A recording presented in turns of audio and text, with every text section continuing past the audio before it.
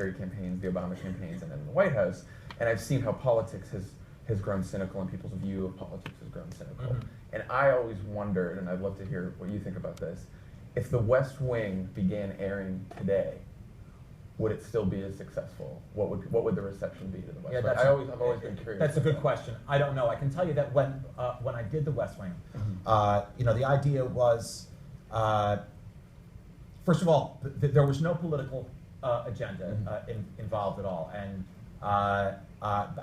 that may come as a surprise to some people because I know it felt like there was a political agenda. It was very unusual. In fact, it was unprecedented to have a show on TV where you would use the word Democrat or Republican and where characters would have an opinion, because what television, the golden rule of television has always been alienate as few people as possible. And that's why television in its early days, sitcoms, in the Father Knows Best era, people didn't even live anywhere specific. They all lived in Springfield. That's the joke of The Simpsons.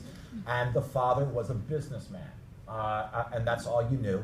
And there was never a talk of politics or religion or anything that might. Everybody was white, but there was never a talk of anything that might alienate the audience, because by and large we're attracted to stories that are about us. So you want to make these people as much you as possible. And I wanted the West Wing to sound real. I wanted them to be using words that we were familiar with from the front page of the newspaper and from the news and later online. My only political agenda in my life is that when I was 11 years old, I liked a girl in my class named Jenny Lavin. And after school, she was volunteering at the local McGovern campaign headquarters. And so I thought it'd be a good idea if I did too. And one weekend, one Saturday, they put us all on a bunch of buses and vans, and they took us to White Plains, which is the next town over in the county seat in Westchester, where I grew up, because the Nixon campaign motorcade was coming through. And we were holding up signs that said McGovern for president. I was holding up one of these signs when a 143-year-old woman came up from behind me, grabbed the sign out of my hand, whacked me over the head with it, threw it on the ground, and stomped on it.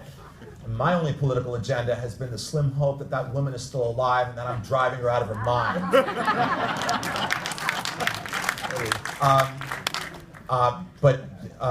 Politics, Washington, it had always been anathema on network television. And indeed, when I wrote